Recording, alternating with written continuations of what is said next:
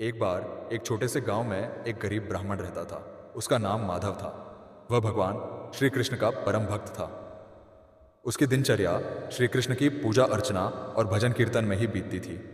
लेकिन वह इतना गरीब था कि उसके पास खाने के लिए भी कुछ नहीं होता था। फिर भी उसकी भक्ति में कोई कमी नहीं थी। माधव के पास एक दिन कुछ भी खाने को नहीं था, लेकिन वह श्री कृष्ण की मूर्ति के सामने बैठकर भजन गा रहा था। मन में केवल भगवान का नाम था और आंखों में आंसू। उसी समय गांव में एक धनी व्यक्ति अपने मित्रों के साथ यात्रा पर निकला था। उसने माधव को इस स्थिति में देखा। उसने माधव से पूछा, तुम इतने दुखी क्यों हो? तुम्हारे पास कुछ भी नहीं है, फिर भी तुम गा रहे हो। माधव ने मुस्कुराते हुए कहा, मेरे पास सब कुछ है। मेरे पास श्री कृष्ण है और वही मेरे जीवन का सार है।